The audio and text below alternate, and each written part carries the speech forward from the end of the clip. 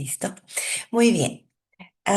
Nuevamente reunidas en el nombre de nuestro amado Señor, dándole gracias por la oportunidad que nos da de poder tener esta conversación, este intercambio, en este caso, por este curso llamado ¿Qué es el Evangelio?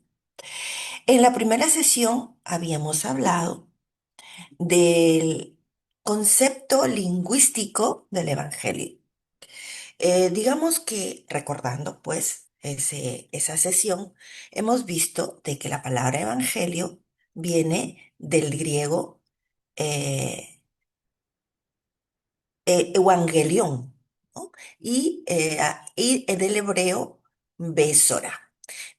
Recordamos también de que el evangelio como palabra, digamos, castellana, no tiene ningún significado. El significado viene de la palabra griega, evangelion. Y recordamos que el significado es buenas nuevas, buenas noticias. Entonces, también recordamos de que esa expresión de buenas noticias no se consideraba solamente en el área religiosa, sino en todas las áreas de la vida antigua en aquel tiempo, que esa palabra buena noticia podía ser usada de una manera muy general. En este caso, estamos usándola para proclamar la buena noticia que nos da el Señor por medio de su palabra. De tal manera que si nosotros tenemos ese concepto más amplio de lo que es el Evangelio como una buena noticia, sabremos cómo compartirlo, porque cada vez que usamos la palabra evangelio para poder compartir con alguien, como por ejemplo dándole una invitación a alguien que te voy a compartir el evangelio, inmediatamente surge en las personas el pensamiento de que lo que vas a compartirles es religión. Y si le vas a compartir religión, las personas son muy celosas con su religión y es muy probable que mucha gente no quiera escuchar. El Evangelio es esa palabra que viene de una manera precisa, de una manera a tiempo, ante situaciones que puede estar atravesando una persona. Aprovechando, por ejemplo, personas que están atravesando situaciones dolorosas, situaciones de pérdida, saber qué decirle conforme a la palabra que hemos comido, a la palabra que tenemos en nuestro interior. El Espíritu de Santidad nos dará que hablar, dice el Señor.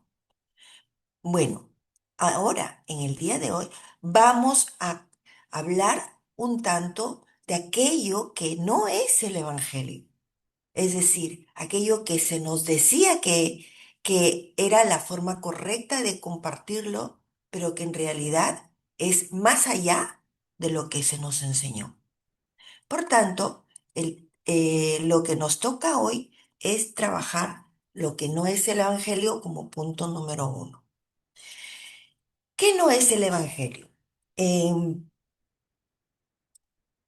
Pablo, escribiendo a los Gálatas, en el capítulo 1, versos 11 y 12, les dice lo siguiente: Mas os hago saber, hermanos, que el Evangelio anunciado por mí no es según hombre, pues yo ni lo recibí, ni lo aprendí de hombre alguno, sino por revelación de Yeshua el Mesías. Entonces, ¿qué no es el Evangelio? El Evangelio no es enseñanza de hombre. El Evangelio no es según el mandamiento de un hombre. El Evangelio no es según la filosofía de una congregación o de una comunidad. Digo filosofía porque lo que generalmente se comparte, si ustedes pueden observar, es el nombre de de una organización, el nombre de una comunidad. No sé si ustedes han escuchado porque incluso por las redes también aparece un anuncio que se hace siempre. Ven a la iglesia tal donde tú vas a encontrar paz, donde tú vas a encontrar amistad, donde tú vas a encontrar una nueva familia. O se predica a un profeta o se predica este, a una organización en sí, ¿no? Tenemos que tener mucho cuidado porque algunas veces también nos han tocado la puerta y nos han dicho, queremos compartir con usted este mensaje. Y cuando tú ves el mensaje, lo que hablan es acerca de sí mismos y no presentan al Señor. El Evangelio es Jesucristo, el Evangelio es Yeshua el Mesías. No es una comunidad, no es una organización, no es una institución. Por tanto, aquí Pablo nos advierte. Él, por ejemplo, no escuchó el Evangelio de parte de Pedro, de parte de Jacobo, sino él escuchó el Evangelio del mismo Yeshua. El Evangelio tiene que ser revelado a nuestros corazones. Cuando el Evangelio no es revelado a nuestros corazones, nosotros no tendríamos nada que enseñar, nada que mostrar, nada que proclamar, debido a que no lo hemos recibido. Entonces, vamos a hablar ahora de eh, las cosas que sucedieron en el tiempo de Pablo. Por ejemplo, Pablo, en un momento dado, se encontró con Pedro y tuvo que llamar la atención seriamente a Pedro. ¿Qué pasó? ¿Qué pasó con Pedro? Ustedes recordarán que cuando Pedro estuvo en Jope, el Señor se le reveló por medio de una visión en donde él pudo ver animales de toda clase descendiendo por un lienzo.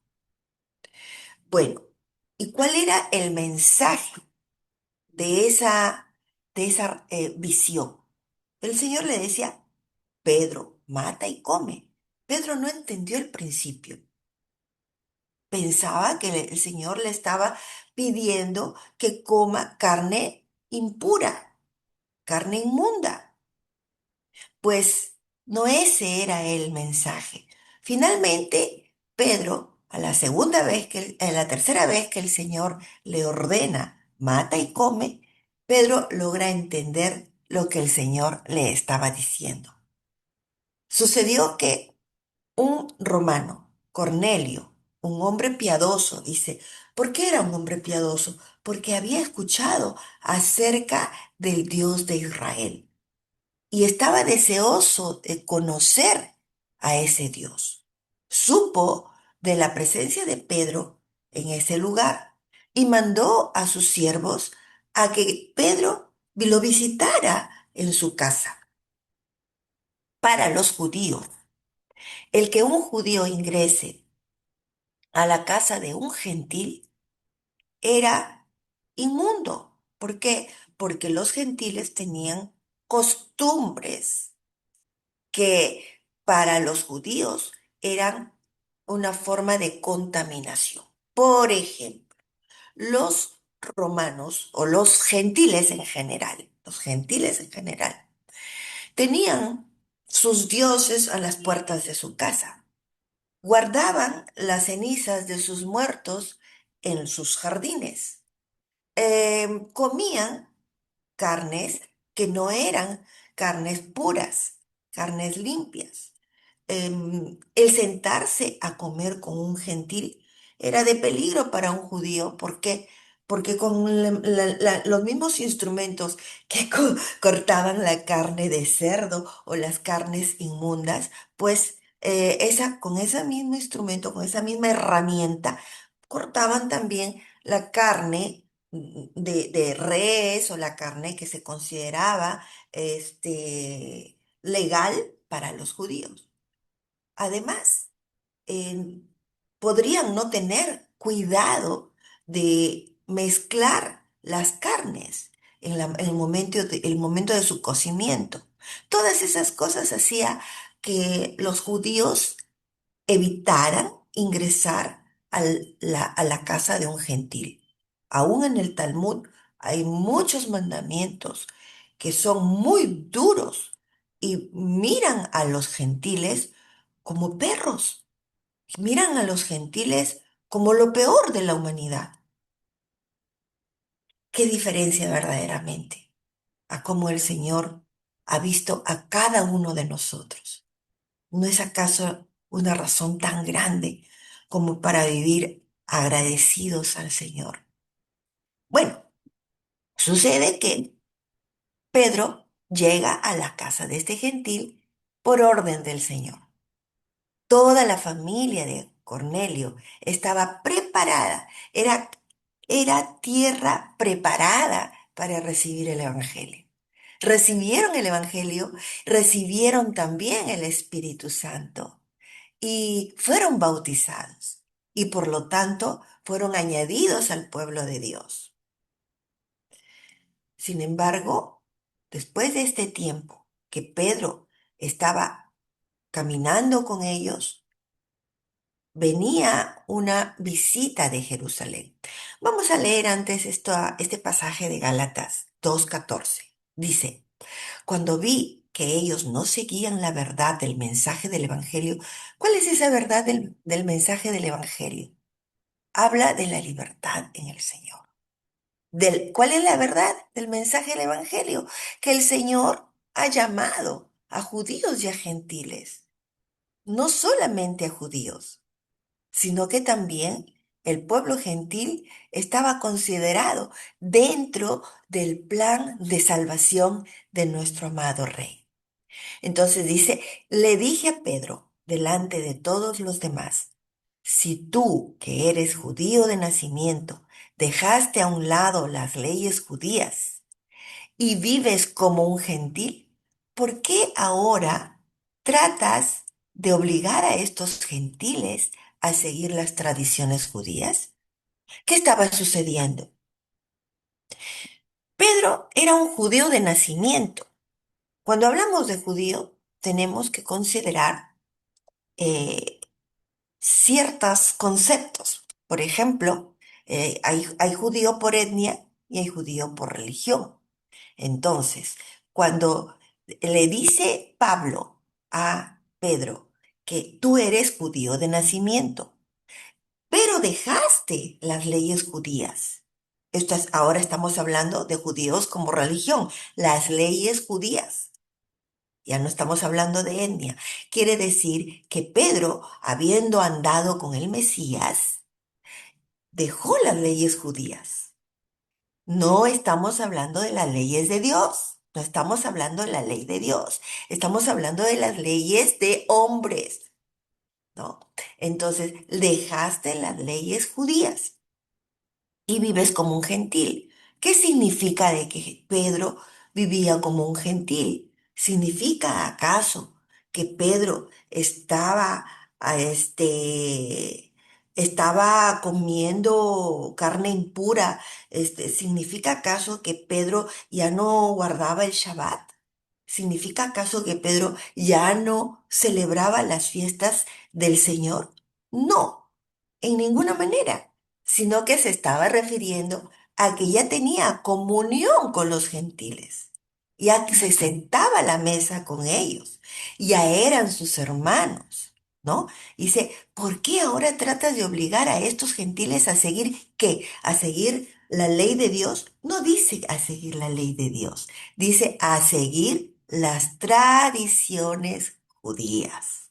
Entonces, estamos hablando de que Pedro ya estaba enseñando en ese momento a seguir las tradiciones judías a los gentiles convertidos, ¿no? ¿Por qué? Porque tuvo temor de los judíos visitantes de Jerusalén. Miren lo que dice acá en ese mismo pasaje. Dice, perdón, en Gálatas 2, del 11 al 12, dice, pero cuando Pedro vino de Antioquía, le resistí cara a cara porque era de condenar. Pues antes que viniesen algunos de parte de Jacobo, comía con los gentiles, pero después que vinieron se retraía y se apartaba, porque tenía miedo de los de la circuncisión. Cuando habla de que le resistí cara a cara, está hablando de una confrontación, ya lo mencionamos, ¿no? Pero también dice que habían venido algunos de parte de Jacobo. Al parecer, Jacobo los había enviado judíos. Pues no, no era así. Jacobo era jefe de la, digamos, líder de la iglesia en Jerusalén. Era responsable de la iglesia en Jerusalén. Estaba queriendo decir de que estos habían venido de Jerusalén, ¿no? Entonces, dice que Pedro comía con los gentiles, pero después que cuando vinieron estos judíos de Jerusalén, Pedro se retraía y se apartaba. ¿Por qué? Porque tuvo miedo. Eso también a veces acontece en nuestra vida de fe. Cuando estamos congregando en una iglesia, una congregación cristiana. Sucede que ya hemos tenido la revelación de caminar conforme a las leyes del Señor, porque así lo manda el Señor. Sin embargo, cuando nos encontramos con los hermanos de la iglesia cristiana, quizá tengamos temor de hablar de este regreso a los caminos antiguos. Quizás tengamos temor de hablar del Shabbat. Quizás hasta tengamos temor de rechazar o no aceptar algunas comidas. ¿Por qué? Porque todavía hay temor al hombre. Es a eso lo que se está refiriendo Pablo cuando dice que el Evangelio no le vino de hombre, sino de revelación. Y cuando nosotros recibimos la revelación del Evangelio, escuchamos la palabra y sabemos que es palabra de verdad y hay esa convicción en nuestros corazones, tenemos que tener el valor, la hidalguía y la firmeza para defender nuestra fe.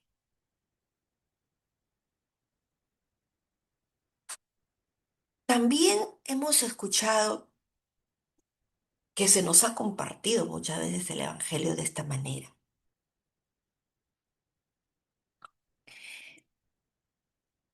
Se nos ha citado este pasaje.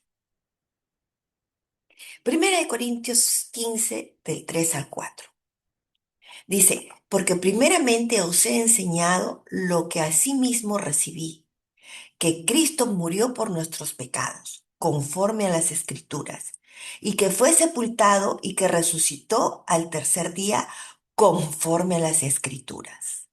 Esto, hermanos, esto es el principio. Esto es un principio de la enseñanza de la buena nueva. Se nos comparte el Evangelio con esos tres acápites o esos tres acontecimientos trascendentales que hizo nuestro Mesías. Mashiach, Cristo, nuestro Mesías. Número uno, murió por nuestros pecados.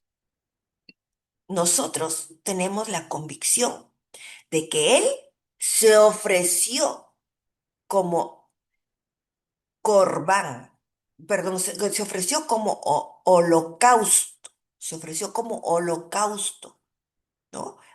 Para ser consumido por nuestros pecados, por causa de nuestros pecados, para que esa ofrenda que Él da con su vida en la cruz, pues llegue al Padre en olor grato. Y así fue, llegó en olor grato. Y como nosotros creemos que esa ofrenda que Él dio en la cruz fue válida para que el Señor perdone nuestros pecados, porque nuestro Mashiach tomó nuestros pecados ah, eh, los tomó en su cuerpo, pues esto, esto es un primer principio, digamos, de el Evangelio. También sabemos que muerto ya fue sepultado, pero que resucitó al tercer día. A menudo escuchamos a veces también que se predica a Cristo como que murió por tus pecados y fue sepultado.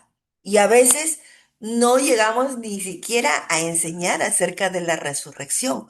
Cuán importante es que la resurrección sea una realidad en el cristiano, porque si no, no tendría esperanza de una resurrección postrera. Bueno, nuestro Señor cumplió con esas tres cosas. Murió, fue sepultado y resucitó conforme a las Escrituras. Y cuando Pablo habla de que fue conforme a las Escrituras, significa que se estaba refiriendo al antiguo pacto como Escrituras, porque en ese tiempo todavía las cartas de Pablo no habían sido escritas y publicadas para todo el pueblo de Dios. Pablo no podía haber leído sus epístolas para referirse a las escrituras. Se estaba refiriendo a todo el antiguo pacto. Ahora, esto es lo que hizo nuestro Mesías como principio. Pero ahí termina todo. ¿Es eso lo que tenemos que predicar nada más?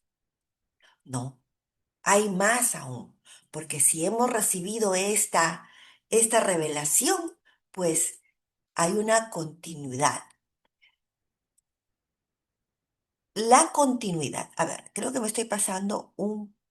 Allá. Cuando hablamos de conforme a las escrituras, no quiero pasarme esta diapositiva y quiero que veamos que el mismo Yeshua habla de esta expresión en el libro de Lucas, capítulo 24. Miren ustedes, cuando se encuentra con los discípulos de Emaús que estaban caminando muy tristes porque decían, pero el Señor dijo que iba a resucitar al tercer día. Sin embargo, no hemos visto nada, no sabemos nada. Pues el Señor mismo se les presentó y ellos no lograron reconocerle. Y mientras caminaba con ellos, el Señor les decía, entonces, me gustaría más bien leer desde el versículo 21. Dice, pero nosotros esperábamos que Él era el que había de redimir a Israel. Y ahora, además de todo, hoy es ya el tercer día que esto ha acontecido. Eso fue lo que les decían estos discípulos que iban camino a Emaús. Aunque también nos ha asombrado unas mujeres de entre nosotros, las que antes del día fueron al sepulcro.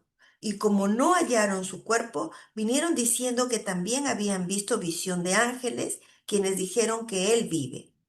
Y fueron algunos de los nuestros al sepulcro y hallaron así como las mujeres habían dicho, pero a él no le vieron. O sea, habían escuchado el, el testimonio, ¿no? De que el Señor había resucitado, porque estas mujeres habían proclamado esto. Pero sin embargo, incrédulos iban caminando, decepcionados, entristecidos, desesperanzados. Y el Señor les dice esto. En el versículo 25 les dice, entonces les dijo, oh insensatos. ¿Mm? O faltos de entendimiento. ¿Qué significa insensatos? Faltos de entendimiento. Dice, y tardos de corazón para creer todo lo que los profetas han dicho. No era necesario que el Cristo padeciera estas cosas y que entrara en su gloria.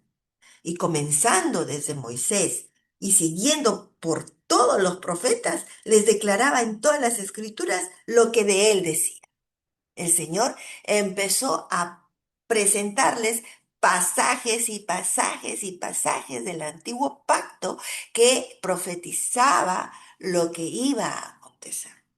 Y vamos al versículo 44.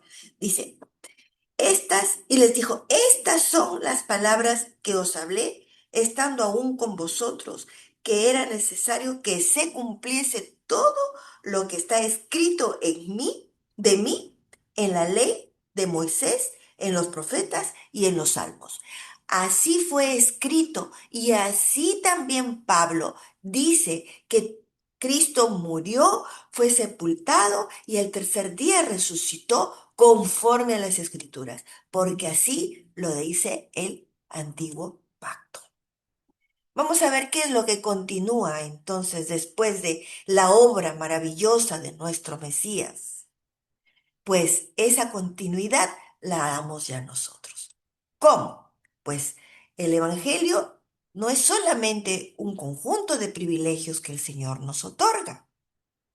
Nos hace hijos de Él, nos hace parte de su familia, pero no solo para recibir bendición, bendición, bendición y bendición, sino que después que hemos recibido ese nuevo nacimiento, ya tenemos que estar listos para empezar una vida nueva. ¿Bajo qué? Bajo la autoridad de sus mandamientos. Quisiera que veamos este pasaje, en Primera de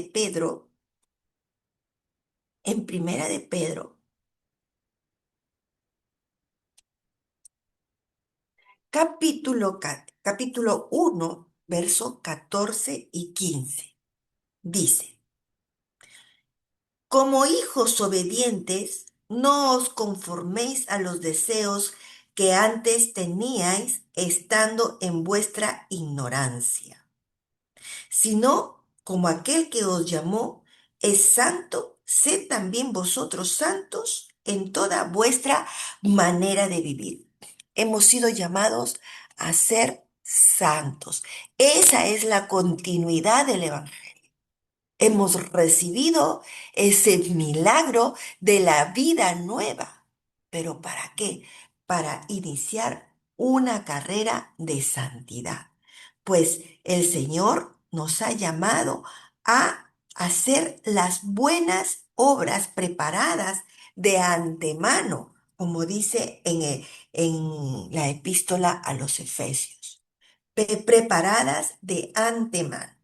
Bien, veamos entonces ahora cuál es la razón de haber creído. Hemos creído, sí, hemos creído, pero ¿para qué? ¿Por qué hemos creído? ¿Para qué hemos creído? Dice Pablo, además os declaro, hermanos, el evangelio que os he predicado, el cual también recibisteis, en el cual también perseveráis, por el cual asimismo, si retenéis la palabra que os he predicado, sois salvos. Si no, creísteis en vano. ¿Para qué hemos creído? Hemos creído para haber recibido, perseverar y retener esa palabra.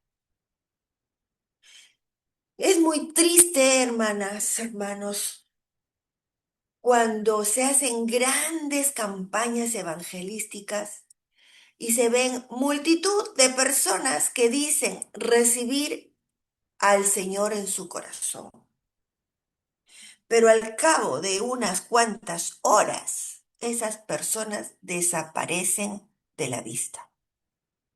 Cuando se va uno a visitarlas,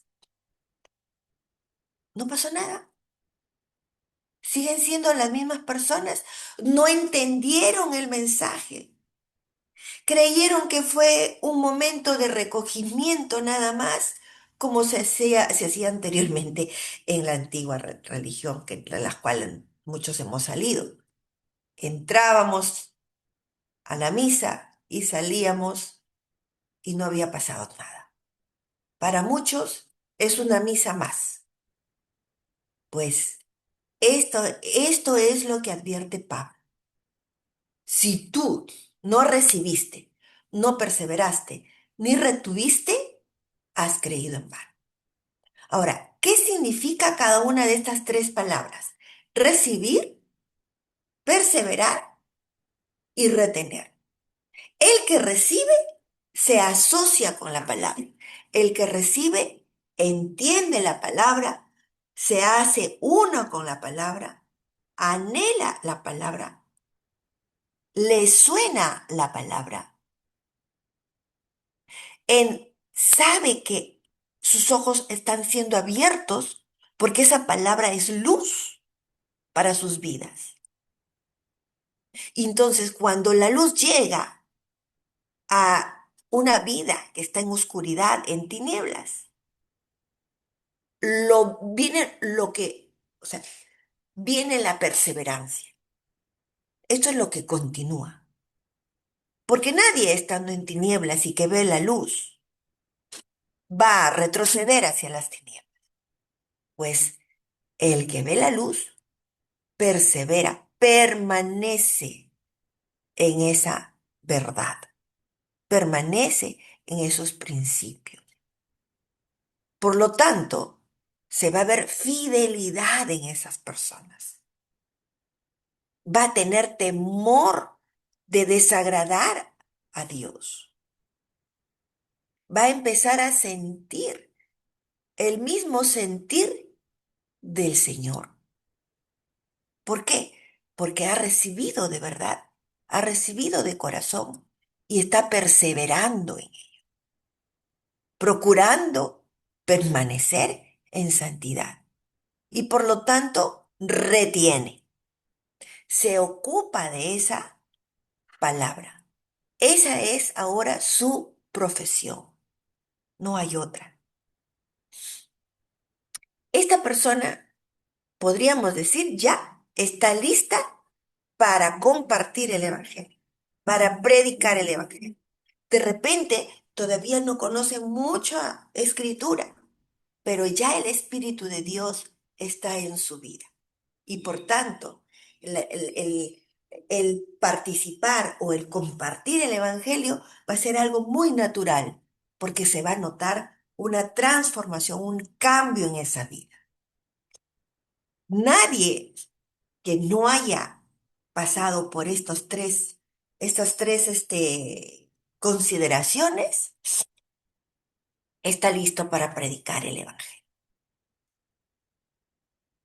Respecto a eso, conozco muchas personas que asisten a las iglesias cristianas y las he conocido en ambientes seculares y nunca hubiera pensado de que esa persona es cristiana, porque habla como el mundo, piensa como el mundo.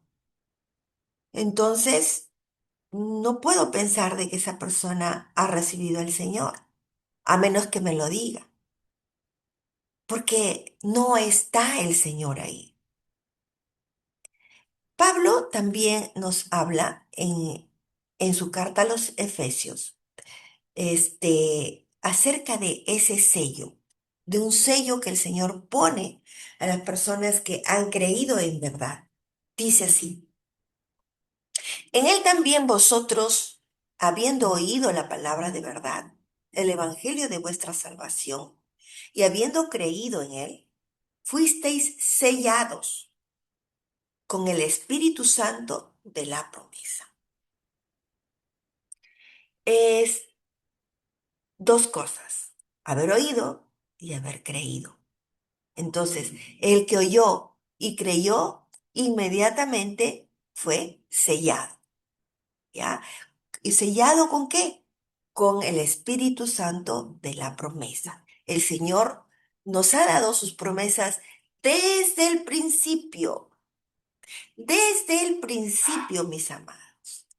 aun cuando Adán vivía en el huerto, las promesas estaban ahí. Aun cuando Adán fue echado del huerto, también las promesas estuvieron cubriendo el cuerpo de Adán. Pues él salió con pieles, vestido de pieles. Y si fue vestido de pieles de animales, ¿qué quiere decir eso? Que tuvo que haber un derramamiento de sangre en el huerto para que el Señor vistiera a Adán con las pieles. Eso era una promesa. El derramamiento de sangre de un ser inocente. Ya estaba hablando de Yeshua. Por tanto, ahí está la promesa de redención. Adán salió del huerto con la promesa de redención. Qué precioso, ¿verdad? Y por medio o a través de toda la palabra podemos ver esa promesa, que el Señor permaneció y permaneció en dándonos esa promesa, a pesar de que el pueblo de Dios fue tan infiel, el Señor, por amor a Abraham, por amor a sus siervos, por amor a David, también el Señor permaneció en esa promesa. Veamos entonces. Desglosemos esto. Dice, habiendo oído. ¿Qué hemos oído? Hemos oído la palabra de verdad. Esa palabra de verdad que es el evangelio de nuestra salvación. Esa palabra de verdad que la vemos aquí. Esto es el evangelio. El evangelio no es un conjunto de argumentos o un conjunto de indicaciones, de requisitos para formar parte de una comunidad o para ser miembro de una iglesia. No es eso el Evangelio. El Evangelio es toda su palabra, la palabra de verdad. Y dice que nosotros hemos oído esa palabra, ¿no? Y dice que la fe es por el oír y el oír, ¿qué? El oír la palabra de Dios, ¿no? Y ahí viene la fe. Hemos oído, hemos hecho Shema. ¿Qué cosa es Shema? Es un oído atento, ¿no? Es un oído dispuesto a que esa palabra que entra a nuestra mente, a nuestro corazón, cambie nuestro corazón un, un corazón dispuesto a escuchar para ser transformado. Cuando hay ese corazón dispuesto a ser transformado, el Señor nos regala la fe. Esa fe que es el mismo Yeshua. Entonces, hemos sido sellados. ¿Por qué? Por la fe, por el Espíritu de Dios, el Espíritu de la promesa. Por tanto, no debemos estar preocupados por ningún otro tipo de sello. Si verdaderamente hemos recibido el Evangelio y caminamos en el Evangelio y somos fieles al Señor, ese sello permanece. Y ese sello, esa promesa es la que nos permitirá en los momentos de mayor angustia, en los momentos de mayor persecución, a que nos mantengamos firmes, firmes en Él. Ahora, esa palabra de verdad,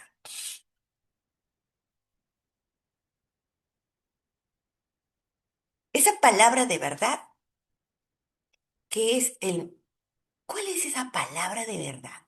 Miren, hermano, el mundo, la verdad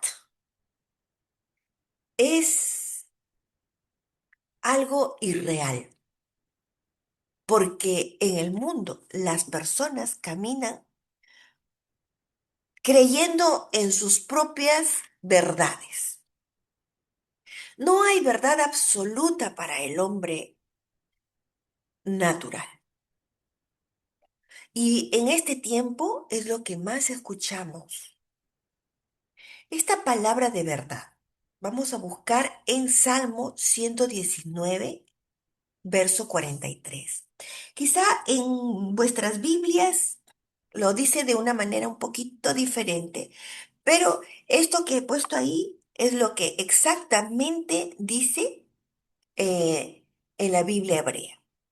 Dice, y no quites de mi boca palabra de verdad enteramente, porque en tus procesos espero. ¿Qué significa no quites de mi boca palabra de verdad enteramente? Señor, que tu palabra de verdad permanezca en mí. Nunca apartes de mí tu palabra, nunca apartes de mí tu consejo, nunca apartes de mí tu sabiduría. Siempre dame la palabra precisa para hablar, para responder, para entender las cosas. A eso se refiere. ¿Por qué? Porque yo creo en tus procesos, yo creo en tus caminos, yo creo en tus juicios. La única palabra de verdad es la palabra de Dios, porque esa verdad tiene una identidad que la vamos a mencionar luego. Pedro nos dice en su primer capítulo, en la primera carta, dice que hemos sido renacidos, que hemos vuelto a nacer, pero hemos vuelto a nacer de una simiente incorruptible. Antes de nuestro nuevo nacimiento, habíamos sido producto de una simiente corruptible. Cuando habla de simiente, está hablando, cuando habla de simiente, está hablando de semilla, está hablando de, digamos, semen, ¿verdad? ¿Por qué? Porque la palabra de Dios es la que nos hace hijos de Dios. Hemos escuchado, creo que todos hemos escuchado la parábola del sembrador. No todos los terrenos eran buenos para que esa semilla dé fruto, para que esa semilla progrese. El terreno tenía que estar preparado. Bueno, muchos de nosotros hemos tenido que estar preparados, tal vez con aflicciones, para haber recibido la semilla de Dios, la simiente incorruptible del Señor, que dice, vamos a leer de nuevo, siendo renacidos no de simiente corruptible, sino de incorruptible por la palabra de Dios que vive y permanece para siempre, porque toda carne es como hierba, y toda la gloria del hombre como flor de la hierba. La hierba se seca y la flor se cae, mas la palabra del Señor permanece para siempre. Y esta es la palabra que por el Evangelio os ha sido anunciada. Aquí Pedro nos está hablando de dos naturalezas, de una naturaleza corruptible, de una naturaleza de pecado, que es la carne misma. En esa condición el Señor nos encontró. Y de una naturaleza incorruptible, de una naturaleza que viene del cielo, una naturaleza que viene de la vida y que nos da vida, porque es una semilla de vida. Y por eso Pedro toma este pasaje de Isaías donde dice que toda carne es como hierba y toda la gloria del hombre como flor de la hierba. Nosotros un día vamos a ser secos, vamos a secarnos y vamos a perecer. Pero esa semilla, esa simiente que está en nosotros, esa vida nueva que el Señor nos ha dado, es para siempre, mis amados, es para siempre. Por tanto, podemos decir de que ya esa vida eterna ya vive en nosotros, la palabra del Señor. Ahora, somos renacidos por la palabra de Dios y anunciada por el Evangelio. Eso es lo que está diciendo Pedro en el pasaje que hemos leído anteriormente. Ahora, esa palabra, si la palabra permanece para siempre, si la palabra de Dios es eterna, ¿la ley de Dios también será eterna? La ley de Dios es eterna. La Torá, que muchas veces se ha traducido como ley, pero la palabra Torá implica mucho más que ley. La palabra Torá viene del hebreo yará, que significa lanzar, tirar, una lanza o un proyectil.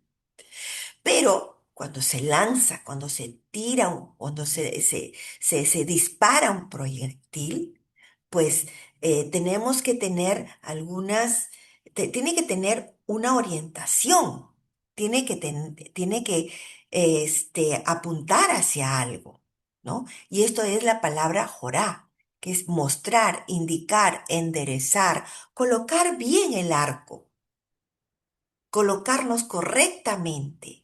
¿Para qué? Para que esa lanza dé al blanco. Es de esa manera como nos vamos alineando a lo que luego conocemos como la Torá. La Torá son esas instrucciones que nos ayudan a colocarnos correctamente, ¿no? Que nos ayudan a entesar correctamente el arco y a usar correctamente las flechas para que den al blanco, para que nuestra conducta, nuestro conducirnos sea correcto, conforme a estas instrucciones. Esa es la palabra de verdad. Esa es la palabra que vive y permanece para siempre. Ahora, también encontramos en el Salmo 119, verso 142, que nos dice, nos habla de la justicia. Dice, tu justicia es justicia para siempre. Y tu ley, tus instrucciones, la verdad. Tu Torah, la verdad. Entonces, toda la palabra de Dios es verdad. La Torá es palabra de Dios.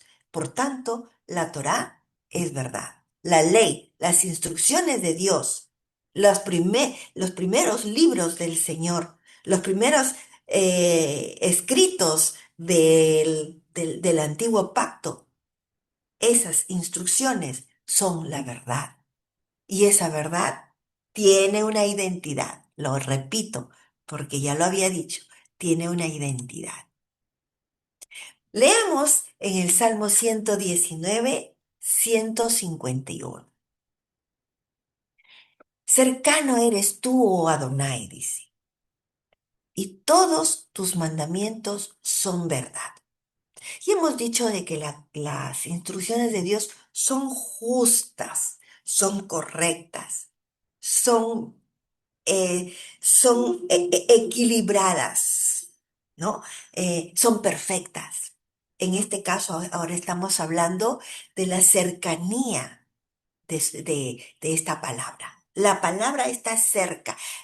Es más, podemos decir, la palabra es cerca, porque la palabra es Dios, es Adonai. Él es cercano. Ahora, sus mandamientos son verdad. Nuevamente dice, tus mandamientos son verdad. Ahora, acerca de la cercanía del Señor, me gustaría que veamos este pasaje de la Escritura. En Deuteronomio capítulo 4, verso 7, el Señor nos dice, le dice a su pueblo, a nosotros nos dice, miren ustedes, y nos dice, porque ¿qué nación grande hay que tenga dioses tan cercanos a ellos como es Yahweh, nuestro Dios, en todo cuanto le pedimos? En sus Biblias van a encontrar como está, Pero no es que Dios está cerca, sino que Dios es cercano, ¿no? Ese es el sentido de que Dios es cercano. Él es ese Dios que siempre vamos a encontrarlo en todo lugar. No hay lugar donde podamos encontrar, escondernos, como dice el Salmo, ¿no? A dónde me iré? ¿A dónde huiré de tu espíritu? Dice el Salmo. ¿A dónde huiré de tu presencia? No me podré esconder de ti, porque tú todo lo ves, todo lo conoces. No hay rincón en la tierra ni en el cielo que Dios no conozca. Todo lo ve. Bien, por eso podemos decir, Él es cercano. Ahora, en este salmo, en el Salmo 119, verso 160, tu Biblia dice, la suma de tu palabra es verdad y eterno es todo juicio de tu justicia. Cuando digo tu Biblia, estoy hablando de mi Biblia también, porque es Reina Valera. Reina Valera lo interpretó de esta forma, la suma de tu palabra. O sea, la totalidad de tu palabra es verdad, ¿no? Pero en la Biblia hebrea es la cabeza de tu palabra es verdad. ¿Por qué la cabeza? La cabeza nos habla de autoridad. La cabeza nos habla de principado.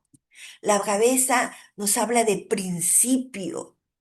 La cabeza nos habla de algo neuronal, digamos. La cabeza nos habla de, de algo nuclear, digamos, del núcleo de todas las cosas, de la totalidad, para ser más claros. La cabeza, la cabeza de tu palabra.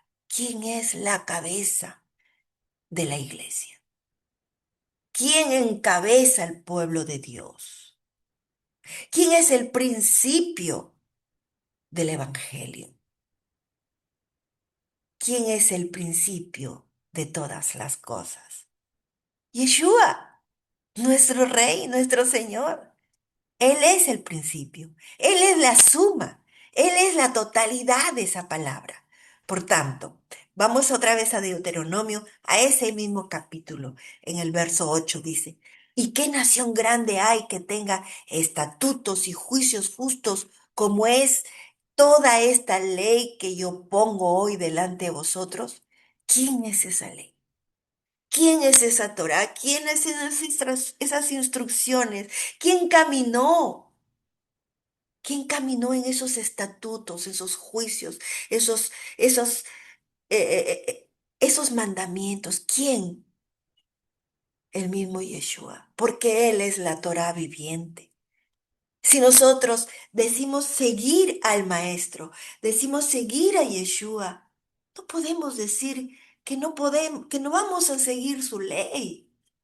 Porque Él es la ley, porque Él ha venido a cumplir la ley, pero no ha venido a cumplir la ley por nosotros, sino ha venido a cumplir la ley para que nosotros, mirando sus pisadas, podamos cumplir la ley. Él la cumple por nosotros en el sentido de que nosotros queremos obedecer y Él lo hace dentro de nosotros, Él lo hace, Él nos guía a toda verdad, Él nos guía a toda justicia. En ese sentido, Él cumple la ley por nosotros, pero no para que nosotros seamos libres de la ley, no para que nosotros dejemos la ley, sino que para que nosotros caminemos en justicia por Él, por medio de Él, por su fuerza, por su poder. Entonces, ¿qué es la verdad de Dios? La verdad de Dios es su ley. La verdad de Dios son sus mandamientos. La verdad de Dios es la cabeza.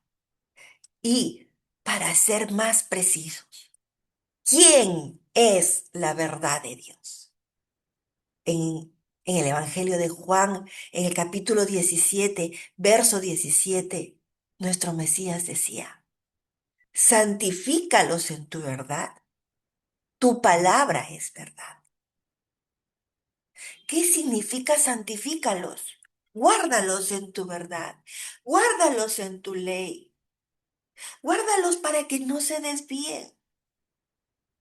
Guárdalos para que caminen en justicia, como yo les he enseñado a caminar en justicia, como yo mismo soy la justicia, que caminen sobre mí, porque yo soy el camino, la verdad y la vida. Y nadie viene al Padre sino por mí. Muchas veces cuando he compartido el Evangelio y he citado este pasaje de capítulo 14 de Juan en su verso 6 y cuando el Señor dice, nadie viene al Padre, muchas veces nosotros creemos que pensábamos, ¿no? Nadie viene. Pues, ¿cómo habrá sido la expresión corporal de Yeshua? ¿O qué nos habrá querido decir Yeshua para que lo expresemos corporalmente? Expresemos corporalmente esta frase. Nadie viene. No dijo nadie va, sino dijo nadie viene.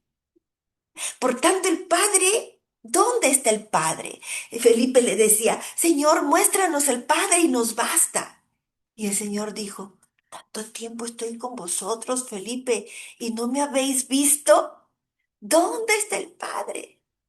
El Padre se manifestó en la vida de Yeshua, se manifestó en ese varón.